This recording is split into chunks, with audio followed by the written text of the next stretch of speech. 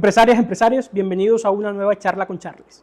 Antes de presentarles a mi invitado de hoy, queremos invitarlos a que comenten, compartan, le den me gusta, recomienden y se suscriban al podcast. Es la única forma que tenemos de crecer y llevar las charlas con los empresarios de este país a millones de personas. Hoy está con nosotros un joven empresario que lidera una de las comerciadoras de alimentos más grandes que tiene Montería.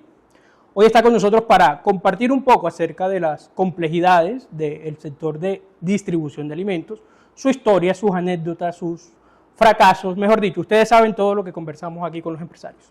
Sin más preámbulos, hoy con nosotros en Charlas con Charles, Luis Carlos Manota. Luis Carlos, bienvenido. Gracias, Charles, gracias por el espacio, gracias por la invitación a tu podcast. Feliz de estar aquí, de poder compartir contigo y con la audiencia un poquito de lo que se ha vivido. Ok. Luis Carlos es el gerente de Surtidelicias, una de las comercializadoras, como les dije ahorita, más grandes que tiene Montería. Luis Carlos, soy un fiel convencido de que somos mucho más que lo que estudiamos y nuestros puestos de trabajo, el rol que ocupamos en las empresas donde estamos, ¿cierto? Sí, claro. ¿Quién es Luis Carlos sin incluir, sin mencionar sus títulos ni su rol en el puesto de trabajo? Qué buena pregunta. Hombre, Charles, yo creo que dejando de lado eso, yo me considero un alumno de la vida.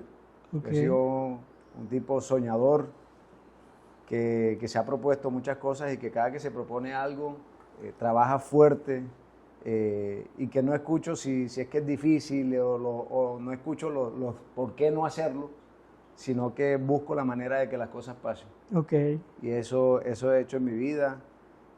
Bueno, en lo personal soy un hijo, hermano, padre, esposo, amigo. Me considero una persona buen amigo.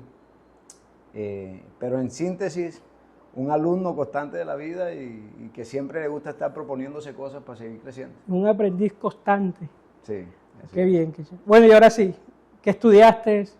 Que ahorita decíamos, pues eres el gerente de Surtidelicias, ¿qué haces en Surtidelicias? Cuéntanos un poco ya más profesionalmente de ti. Ok, pues mira, en los títulos profesional y laboral, yo me eduqué aquí en Montería, soy monteriano, orgullosamente monteriano. Sí. Estudié en el Liceo Montería. Okay. Ha sido un colegio al que le debo mucho, una institución con una excelencia académica grande. De allí pues me fui con 16 años a Medellín. Okay. Viví en Medellín una buena parte de mi vida. Allí estudié Ingeniería Civil en la Universidad Nacional, Universidad Pública. ¿En la Facultad de Minas? La Facultad de Minas. Muy orgulloso de la Facultad de Minas, es una universidad extraordinaria. O sea, es un país pequeño en donde hay de todo, ¿no? Sí, Allá sí. se aprende muchísimo. Estudié Ingeniería Civil. Me gradué de Ingeniería Civil y después de eso quise, pues digamos, ya me fui dando cuenta de que no iba tanto a ser ingeniero. Que no era, la varilla y el cemento no eran lo tuyo. Exacto. No, es una carrera hermosa que yo pues quiero mucho, siento que aprendí muchísimo, pero desde antes de terminar ya yo sabía que realmente no me veía no era por ahí. mucho en el rol de ingeniero. Okay. Y entonces me especialicé, pasé a hacer una especialización en AFIT. Okay. Estudié en AFIT, en Medellín también, gerencia de proyectos. Ya. Posterior a eso estuve en varias iniciativas comerciales, dando muchos miedos, así, pues, digamos, probando en el mundo comercial. Y llegó una etapa en mi vida en donde dije, no, me gusta el comercio internacional y hice diplomados en comercio internacional. Ya. Entonces ya para entrar en el mundo de las exportaciones, que es algo parte de lo que hoy por hoy hago. Entonces, mi formación ha sido como ingeniero, especializado en gerencia de proyectos y en comercio internacional. Llegó acá, ¿no? Bueno, yo viví diagonal a la Facultad de Minas hace mucho tiempo, ¿Ah, sí? por allá, en la 80 más o menos, Claro. Subiendo por el Éxito de Robledo. Correcto. Yo viví un tiempo por allá, en Pilarica se llama. ¿Yo viví ahí mismo? ¿Sí? Sí, a mí me quedaba la universidad cruzando la calle ahí, la 80. Vivía donde una tía, donde fuimos y bueno, ahí se veía muy bacano porque teníamos buenos amigos, también varios colegas y que hoy han sido mis grandes amigos de toda la vida. Vivíamos juntos en una unidad, Ay. ahí en la unidad Jorge Robledo se llama. Ok, chévere. Bueno, ¿y cómo llega a Surtidelicia? Antes de Surtidelicia, ¿tuviste algún otro proyecto Sí, o es claro. el primero que has tenido? ¿Cómo es No, yo he pasado por varias iniciativas comerciales. Surtidelicia, pues obviamente es la empresa a la que hoy por hoy me dedico principalmente, pero también tengo otra empresa. Pero háblanos un poco de, digamos, proyectos fallidos que hayas tenido anteriormente. Bueno, aquí nos quedamos todo el día. Uno, el que más te haya marcado. Sí. No, hemos tenido varias cosas. Estando desde la universidad, comencé en el mundo de networking, Okay. ¿sí? Del marketing multinivel. ¿Sí? Yo te comento, para poderte explicar sobre esa historia, cuando yo me voy de Montería, de 16 años, yo en mi etapa infantil y hasta el colegio fui una persona muy académica. Ya. Era bastante estudioso, un poco introvertido, sí, no era un tipo muy social. Siempre sí me gustaba el tema del deporte, pero no era la persona más espontánea, más introvertida. Me daba un poco temor hacer ciertas cosas. Entonces, cuando voy a Medellín es un cambio total. Total. Sí, es un cambio total, es una ciudad completamente Diferente. nueva, en donde boté muchos de esos miedos. ¿Sí? Allá en la universidad y con los amigos que hice allá y todas las interacciones me permitió como abrirme más al mundo. Entonces, allí conocí el mundo del multinivel o de las empresas que comercializan productos a través de esquemas multinivel y eso me cautivó muchísimo. Entonces, cuando terminé la carrera, de hecho, me fui a Perú un tiempo, viví en Lima un año, un poco más de un año, y eso es una experiencia grande porque allá comencé a tocar venta puerta a puerta, como quien dice, Sí. a botar el miedo, ¿sí? Armé un grupo bueno y me fue, digamos, tuve un nivel de éxito intermedio o alto, se puede decir. Armé un grupo de trabajo en Perú, en Chile, en Ecuador, y Ya. comencé a viajar, que es una de las cosas que más disfruto, viajar y conocer el mundo. Okay. Hoy por hoy yo conozco 26 países. Genial. En casi que todos los continentes, me falta África. Ya. Entonces, y gracias a eso lo conseguía, gracias al network marketing, que fue esa actividad de venta. Pero en ese entonces pues tuvo un auge, no estaba preparado para ese auge. Okay. Era un muchacho sin formación financiera, sin formación emocional también, era muy joven. Okay. Entonces también entraba la plata, pero también se Salía. iba la plata. Sí. No tenía formación de ahorro. Yo digo que en este mundo del empresarismo existen diferentes tipos de empresarios, pues y todos son admirables, pero hay algunos que tienen la fortuna, digamos, de venir de padres empresarios. Okay. Sí, claro. Yo tengo la gran bendición y la gran fortuna de venir de unos padres fabulosos, a los que amo de manera incalculable. Pero digamos no son de empresarios, mis padres ambos son maestros. Okay. Entonces, yo nunca tuve una guía que me permitiera estructurar un proyecto o digamos que me enseñaran educación financiera para ahorrar, para invertir, para este tipo de cosas, sino que ha sido todo, digamos, a las experiencias de acertar o errar. ¿Sí? Okay. Y en ese entonces, pues obviamente vino un proyecto fallido, fue ese, ¿sabes? Después de tener cierto éxito, pues de no manejar bien los dineros, las finanzas, hubo un cambio en las empresas y me fui al fondo. Sí. ¿Sí? Ahí fue una parte difícil. Ok, qué bien. Y entras entonces después, ¿cómo nace Surtidelicia pues? Bueno, posterior a eso, vino una época en la que me interesó el tema de las inversiones, ¿sí? El mundo Forex, Okay. el mundo del intercambio de divisas, ¿sí? El mercado de las monedas, pues. El mercado Sí. internacional más grande, se transa en muchas plataformas de bolsa y esto. Y allí estuve un par de años junto con un amigo que tenía una firma y yo hacía pues inversiones en ese sector y también traía inversionistas. Entonces se hacían cuentas administradas. ¿Sí? Ya. Eso fue algo en donde, digamos, también aprendí mucho porque cada Eso es un fracaso, riesgo, ¿no? Sí, claro, cada fracaso tiene su enseñanza. Y ese mundo es un mundo demasiado Riesgoso. sí, bastante riesgoso. Y más si es el capital de otro. Correcto. Entonces ahí, bueno, se estuvo un tiempo, luego pues ahí también hubo unos cambios en el 2008, 2008, si recuerdas, fue una sacudida a nivel Ah, financiero. sí, claro, la fuertísima. crisis, la burbuja inmobiliaria en Estados Unidos. Correcto, y ahí hubo unas variaciones, unos días donde los mercados fueron realmente muy volátiles y ahí hubo también unas pérdidas grandísimas en donde capital mío pues también me vi muy afectado y vinieron ciertas crisis, bueno, temas personales. Yo creo que todo, yo siempre digo que uno es un conjunto. Tú no eres una persona desligada de lo profesional, no está desligado de la parte tuya física, ni de la parte personal, ni de la parte relacional. Entonces, en ese momento pues hubo como una turbulencia y realmente tuve un declive importante. De ahí una quiebra importante en donde perdí muchas de las cosas que ya había adquirido y tocó como literal, Comenzar de cero. no de cero no, de menos De 50. menos. ¿Cómo, Sí. cómo es quebrar? O sea, yo nunca he quebrado en un negocio, gracias a Dios, pues. Pero, ¿qué se siente quebrar? O sea, ¿qué? Mira, básicamente yo creo que lo más difícil, o digamos la parte compleja realmente de quebrar no es la plata que se pierde, Ok, sino el riesgo que se corre de dejar de creer en uno mismo. Entonces, cuando una persona quiebra, o por lo menos las experiencias que yo he conocido de personas que han tenido estas dificultades, es lo más difícil. O sea, tú volver a encontrar ese pedacito de ti que te diga, hey, tú sí puedes. ya. ¿Sí?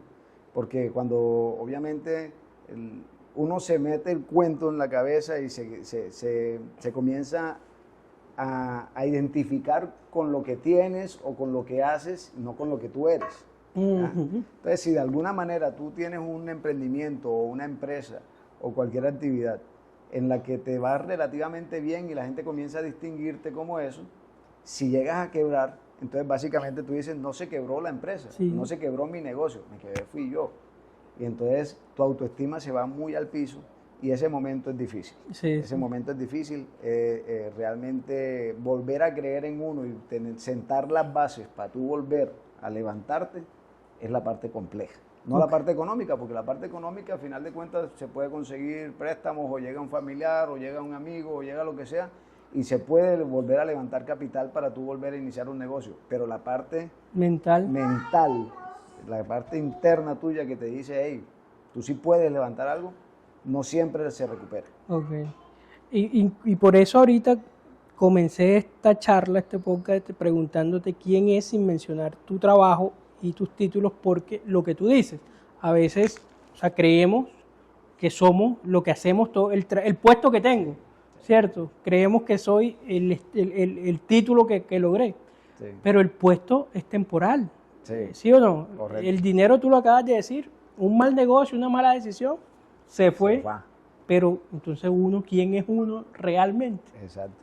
No, y de hecho eso se aprende, creo yo, que luego de tener experiencias y con el tiempo. A ver, el tiempo es un maestro increíble que te va enseñando cosas, quieras o no quieras, y el tiempo va pasando. Me gustó el inicio de la charla que me dijiste un joven, ya yo no soy tan joven, pero creo que los años que tengo y las experiencias que Dios me ha permitido vivir me han llegado a poder tener esa diferenciación de que uno no es la empresa, uno no es el trabajo, que uno no es el dinero que tenga, sea mucho, sea poquito, sino el ser que ha venido transitando todo ese tipo de experiencias y en lo que uno se va convirtiendo. Ok, genial, no, genial. Esto ya pagó esta charla, mejor dicho. Oye, ¿cómo inicia Surtidelicia? Cuéntanos un poco de la historia de qué es Surtidelicia, qué hace, cómo comienza y dónde está hoy. Bueno, mira, Surtidelicia pues realmente es la derivación de un proyecto previo en donde luego de estos tropiezos grandes que tuve, pues literal yo me encontraba muy abajo, como te digo, muy down, y pues llegan unos amigos, amigos de muchos años, y yo vivía en Medellín, en ese entonces me dijeron, hey, tú puedes. O sea, yo estaba muy emocional, muy bajoneado, muy triste, y me dije, hey, tú puedes. Yo sé que tú puedes, tú eres un man muy capaz. ¿Qué haces aquí en Medellín solo, güey? Vente para Montería, vuelve a tu tierra. Sí. Allá vemos qué hacemos. ¿Sí? Y así, pues literal me vine para acá, de vuelta a la casa de los papás, al garaje. Sí. O sea, realmente esta es una empresa Que nació en el garaje, que literal. literalmente nació en el garaje, o sea, es una empresa de garaje. Y junto con unos amigos, estos amigos a los que yo quiero muchísimo. Uno de ellos todavía es socio mío. Y se reunió un capital y me dijeron, bueno, ¿qué vamos a hacer? Y arrancamos, me acuerdo yo, a importar materiales de construcción desde China. Ok. Y bueno, tú te le mides a ir a China. Y yo, pues, ya yo había viajado por muchos países, yo hablo el inglés relativamente bien. Y yo voy para China. En serio, yo no tenía la posibilidad de comercializar materiales de construcción acá. Y bueno, no se diga más, voy para China. Y arranqué y cogí y me fui para China. Lo poquito que tenía, me acuerdo que vendía hasta carros. Todo. Hice un capital pequeño, compré 2 tiquetes y vamos. Y estando en China, yo, bueno, mira, aquí hay esto, vamos a traer esto. ¿Está la plata? Sí, no de ahí, pero la prestamos, vemos a ver qué hacemos. Y arrancamos una empresa de comercialización. Y en este ejercicio de comercialización de materiales de construcción traíamos mármol, porcelanato, cerámica, bueno, todo el tema de acabados. Llegó en una ocasión un amigo o un conocido también y me dijo, hey, yo necesito que tú, que sabes importar, me traigas carne. Ok. Y ahí, pues bueno, yo te hago el mandado. Todo lo que sea conocimiento y experiencias nuevas, pues venga. Se hizo el ejercicio y nos fuimos dando cuenta. Dios te va poniendo las cosas que tú necesitas en el momento que tú lo necesitas y las personas que tú necesitas. Entonces, para los buenos negocios eso siempre sucede y ahí poco a poco se fue dando y uno de los socios tenía un primo. Ese primo conocía a una persona que tenía un local que justo lo estaban queriendo alquilar. Y fue una cosa que en una cuestión de meses se dio una crisis en las otras unidades de negocio. Vimos que la unidad de negocio que tenía posibilidades era la de alimentos y así nace Surtidelicia. Ya. Cogimos ese local, comenzamos ya a importar pollo, cerdo, a manejar productos nacionales y hoy por hoy pues ya pues todo lo que hacemos es gracias a que en algún momento se unió la oportunidad con la necesidad de alguien y el conocimiento que ya se tenía y se arrancó una empresa. Okay. ¿Hoy en día siguen trayendo carne de China o no? No, carne de China nunca hemos traído. Ah, ok. Hoy en día seguimos importando, somos importadores directos ¿Qué traen de algunas proteínas de Estados Unidos, de Chile y de Europa también se puede traer algunas proteínas de cerdo, de pollo, pero comercializamos muchísimos productos nacionales también. O sea, nosotros manejamos productos de más de 16 categorías y son más de 1000 referencias de productos. No solamente manejamos cárnicos, manejamos un montón de cosas como salsas, conservas, enlatados, desechables, sazonadores. Todo lo que necesita lácteos. Un restaurante para funcionar, digamos que se consigue. Sí, Surtidelicia básicamente es un menú completo de alimentos. Okay. De alimentos. O sea, yo puedo ir a hacer el mercado de Surtidelicia. Totalmente, y te ahorrarías un montón de dinero Sí. y con cosas de muy buena calidad. Sí. Ahorita vamos a hablar de eso, de si me ahorraría dinero o no. Claro que sí. Okay. Y bueno, hoy en día están dónde, ¿cuántos empleados tiene? Cuéntame. Bueno, hoy por hoy tenemos 4 sedes. Estamos 2 sedes aquí en Montería, una en CTT, una en Coveñas. Tenemos un equipo de casi 40 personas. Dentro de esas 40 personas hay parte operativa, parte de las rutas, logística, la parte de comercio exterior, contabilidad. Bueno, es un equipo interdisciplinario y la idea es seguir creciendo, ¿no? Seguir aportando algo, porque lo bonito también de cuando uno crea una empresa es que esa empresa se vuelve un medio para que la gente pues tenga su sustento y pueda también progresar. Así es. Sí, claro, totalmente. Ve, y Luis, ¿cuáles son las complejidades hoy de los empresarios en el sector de comercializar alimentos? Yo creo personalmente, tú me dirás si no, el tema de los impuestos a los ultraprocesados, a los azucarados y eso, yo creo que ha afectado el tema del consumo. Sí, indiscutiblemente. A ver, bueno, los retos son muchos, Charles. Sí. Son muchos, o sea, no solamente para el sector de alimentos. Creo que en general hacer empresa en Colombia es difícil, es difícil. Yo te comento algo, Charles, yo he tenido la oportunidad, Dios me ha permitido pues conocer muchos mercados. Y he estado en otros países y afortunadamente conocer otros empresarios y gente que también levanta emprendimientos o pequeñas empresas o grandes empresas también. Y la fricción que hay en Colombia para tú poder desarrollar una idea de negocio es tremenda comparada con muchos otros mercados. O sea, hacer empresa acá literal es un acto de fe. Sí, sí, es un tema que merece un aplauso. Yo admiro profundamente a todo el que se atreve a hacer algo aquí en nuestro país, siendo un colombiano que amo mi país, pero hay que reconocer las cosas. O sea, hacer empresa aquí no es fácil. Por ende, cuando yo veo a alguien que monta un carrito de perros o que monta una tienda, que monta cualquier negocio en el hogar, para mí merece un aplauso y de frente y parado, porque literal vale la pena admirarlo. Sí. Yo creo que en el sector de alimentos, a tu pregunta, pues hay complejidades, muchas. Una de las principales son que ha aumentado muchísimo el costo de operación. O sea, los costos energéticos aquí han venido en una escalada en los últimos años fuertísima, casi que duplicado, o quizás ya más se ha duplicado el costo de energía. El costo de los combustibles también. Entonces, si tú haces distribución, estás también sujeto a ese costo, impacta durísimo. El tema de los impuestos, que ya literal las empresas no aguantan un impuesto más, un aumento más, una reforma más, en donde buscan cómo exprimir más. Porque en este país se da la particularidad de que quienes tributan son las empresas. ¿Sí? Las personas naturales, el recaudo es mínimo en Colombia. Entonces, todas estas cosas te juegan en contra. Entonces, y a la par hay como un tema en la economía, que la gente está cada vez ahorrando más el dinero, viendo cómo hacer funcionar más los hogares, y vienen y te impactan con más costos. Obviamente eso se traduce en mayores precios en los alimentos. Y en eso de los impuestos saludables hay una particularidad, que ese es un impuesto realmente, bueno, es un debate abierto, ¿cierto? Habrá gente que están a favor. A favor, claro, como todo. Pero yo creo que se impactó el bolsillo de la gente más vulnerable de Colombia. ¿Sí? Sí. Porque se le puso unos impuestos tremendamente altos a las carnes frías y a las cosas que normalmente la consumen, de hecho, las poblaciones más vulnerables. Entonces allí se le golpeó duro el bolsillo a la gente. Sí, sí. Sí, yo también pienso muy parecido, de que pues una persona que, digamos, por el impuesto no va a consumir un alimento que sea saludable, que es mucho más, que pues la transacción es más costosa, ¿cierto? Claro. Sí.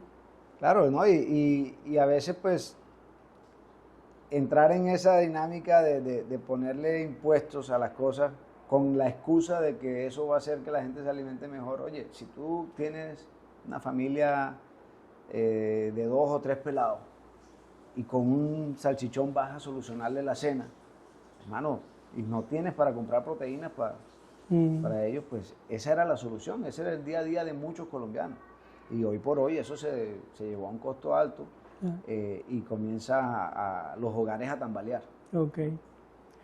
Ahorita dijiste que en Surtidelicia se ahorraría una persona, digamos, una cantidad de dinero considerable. ¿Qué estrategias usas? O sea, ¿cómo hoy, por ejemplo, cómo compites tú con los hard discount, por ejemplo?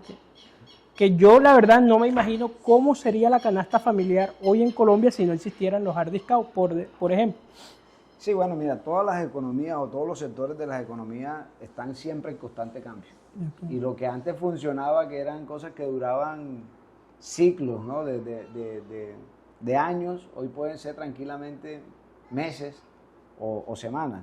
Los hard discount llegaron a cambiar la dinámica comercial, y aquí en Sudamérica han sido especialmente importantes. En Colombia es un caso de estudio a nivel mundial. Cierto. De cómo han progresado estas empresas. Eso ha cambiado las dinámicas, pero ha tenido tanto efectos duros para competir, pero también oportunidades, ¿sí? Porque ha cambiado la forma como la gente compra alimentos. Okay. ¿Sí? ¿Qué retos has visto tú? Yo he visto por lo menos el tema de precios, es uno, ¿cierto? Ellos pues obviamente llegan a ser muy agresivos a nivel de precios, y tú tienes que, eso te obliga a nosotros como empresarios a revisar muy bien tu estructura de costos, tu presupuesto de operación, y entrar en la minucia de detalle de ver en dónde puedes ser más eficiente, no solamente ahorrar, o de pronto también dónde colocar más recursos para lograr un apalancamiento. Entonces, ese es uno de los retos importantes. Lo otro es que te exige a nivel de calidad.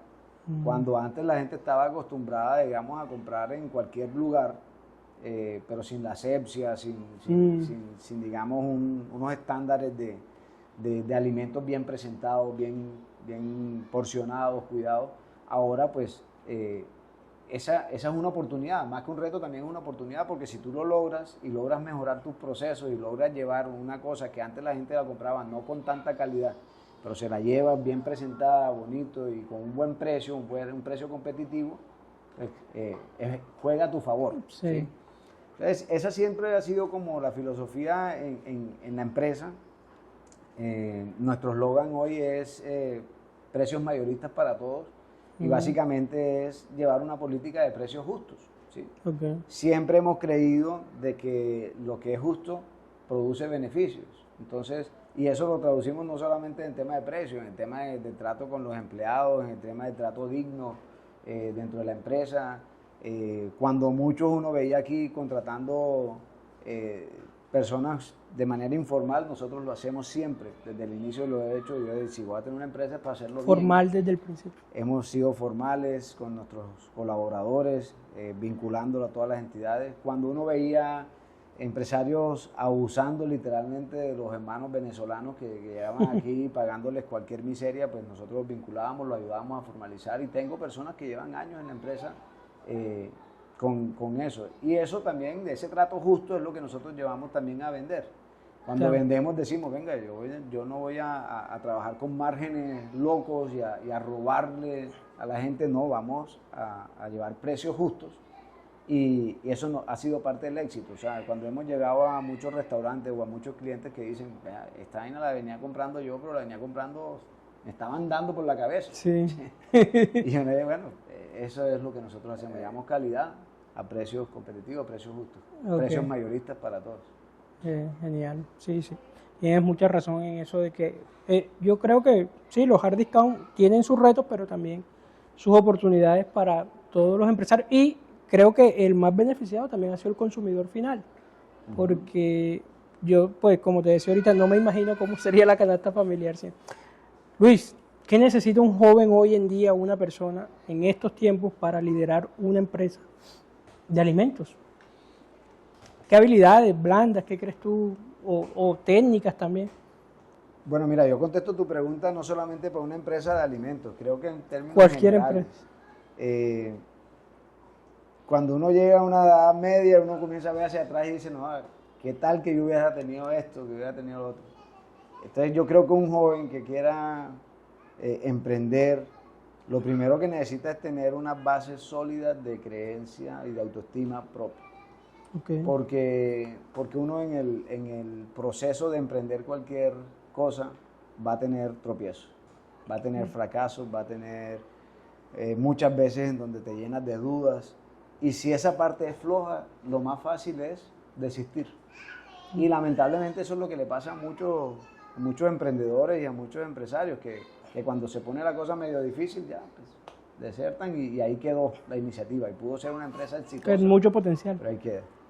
Pero, y más allá de eso, pues, habilidades de negociación, de hacer networking. Yo creo que la parte del networking es crucial. Aprovecho y menciono acá, si está permitido, pues yo, Dale, Surtidelicias hace parte de algo que se llama Promontería. Sí. Promontería es algo que para mí es súper útil, porque es la oportunidad de estar allí, es la agencia de promoción de inversión del departamento, sí. Y ahí hay un grupo de empresarios que estamos allí y que una persona conoce o tiene una fortaleza. Es como el ámbito de estar bien relacionado entre empresas para progresar y para traer mayor prosperidad para el municipio y para el departamento. Sí. Entonces, esa es una cosa que todo empresario debería tener, la habilidad de decir cómo me uno, cómo me relaciono con otras personas, porque yo puede que no sea el mejor en algo, pero si conozco a alguien que sí, o que tiene un contacto clave, o que tiene un amigo que me puede aportar, poder traer eso a tu emprendimiento. Okay. Bueno, y algo importante también para los jóvenes hoy es ojalá salirse de esa idea de que todo es fácil. Sí, eso está muy de moda con las nuevas generaciones, ¿cierto? Claro, y se crea esa mentalidad, y uno ve todo el tema del efecto de las redes sociales que no ha tenido, no solamente en los jóvenes, en todos, los adultos, si nos metemos mucho en eso, pues uno ve allí nada más los éxitos, y se crea esa falsa idea de que tú con hacer poco vas a ser exitoso, ¿no? En cualquier área de la vida. Y no es así. No es ¿no? así. Hay que tener conciencia de que los errores, los fracasos, esos tropiezos son precisamente lo que lo forjan a uno para tú poder tener luego un carácter suficientemente fuerte y aplicar el aprendizaje a tu favor. Sí, sí, tienes toda la razón. Ahora con este tema de las redes, y yo creo que eso, o sea, eso está afectando, tú lo dices a todos, pero yo creo que en mayor proporción pues a los jóvenes que se viven comparando, que tú dices, solo se ve, muestra el éxito, nadie sale pues en redes diciendo que me quebré, Sí, claro. ¿cierto? Sí, sí. Y entonces se crea como esa falsa... Sí, mira, yo creo que igual nosotros tenemos una responsabilidad y es hablar de eso. Por eso me gustó mucho la invitación tuya y es un poco también llevar ese mensaje de que nosotros tenemos, como seres humanos, no estamos desligados en ninguna de nuestras áreas. Nosotros, la parte laboral o empresarial, si eres un empleado o eres empresario o emprendedor, la parte de relaciones, todo eso está unido. Entonces es muy tonto uno creer lo que se muestra siempre en las redes, de que todo está perfecto, todo está bien. No. Mira, cuando a ti te va mal en los negocios, generalmente eso también se traduce en tener problemas con tus relaciones familiares y personales. Sí. Muchas amistades se dejan de ser amigos por plata. Sí. Las parejas también tenemos situaciones a veces con las parejas cuando se dan problemas económicos. Entonces uno es un todo, uno es un conjunto. Y hay que saber mantener ese equilibrio. Si uno no lo hace, llega un momento en que tarde que temprano va a reventar. Y si te estás matando mucho en el trabajo, yo en algunos momentos tuve unos años en donde era triple jornada. Sí. Triple jornada era literal, madrugado a trabajar, almorzar rapidito y seguir trabajando, y en la noche seguir trabajando, y en la noche entonces hablar con China, y luego el viaje. Viajaba constantemente hasta que llegó un momento y ¡pum! Ataques de ansiedad y temas de depresión. Afortunadamente no llegué a un estado demasiado crítico, digamos como a algunas personas les ha pasado llegar a extremos, incluso suicidas o cosas muy feas, sí. ¿Cierto? En mi caso pues no llegué allá, pero tuve que parar. Por aquí no es, espérate un momento. Sí.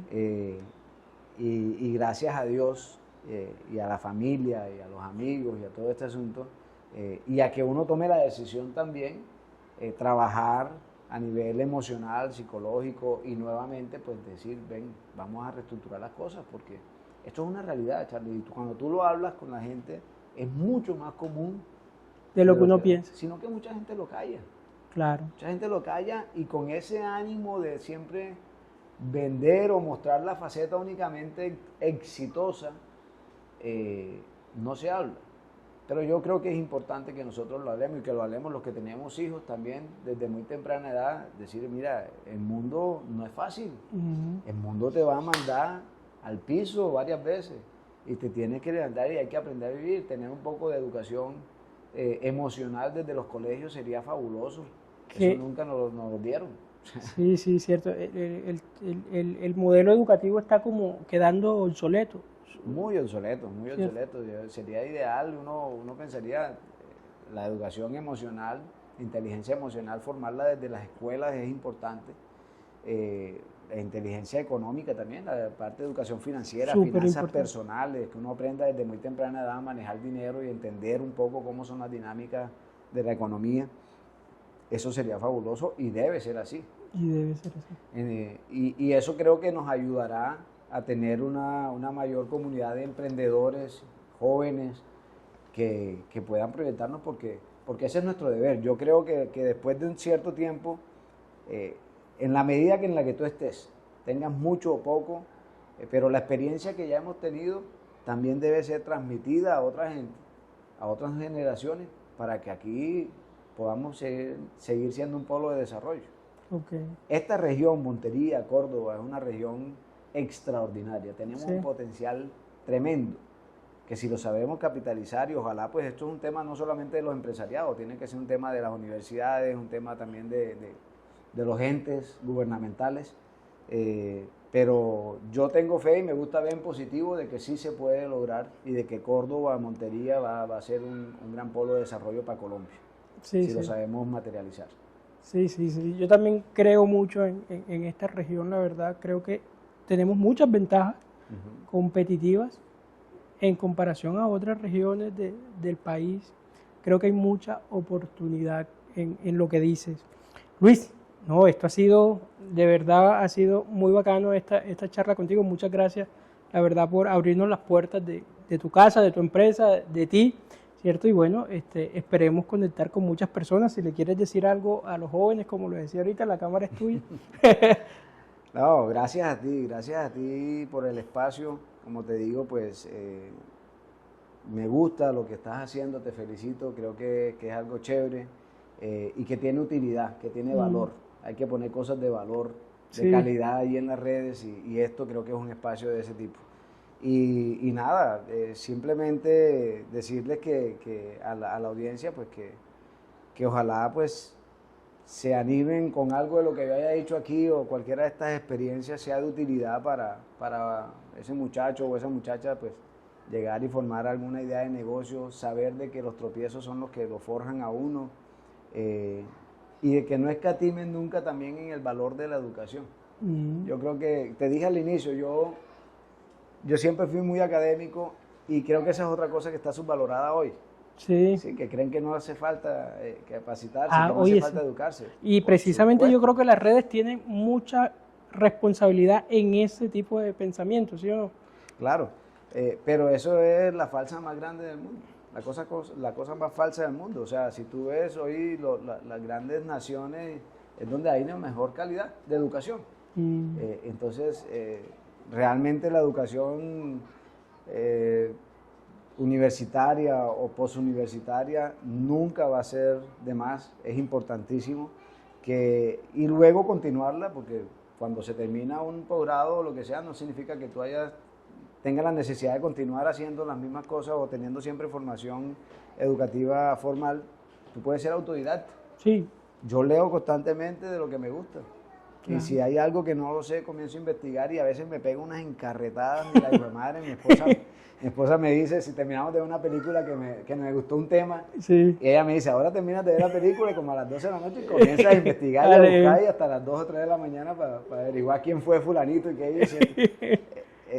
Así me mantengo. Entonces, de las cosas que me gustan, me apasionan, voy a investigar y me meto de cabeza a fondo para aprender sobre el tema. Entonces, en resumen, hermano, gracias por el espacio, gracias por la invitación, encantado de haber estado acá y ojalá pues puedas tener mucho éxito en tu podcast. Muchas gracias. No, sí, eso es lo que queremos. Muchas gracias por estar aquí a ustedes. Le volvemos a pedir que comenten, compartan, le den me gusta, recomienden el canal, se suscriban para crecer. Hasta una nueva charla con Charles. Chao.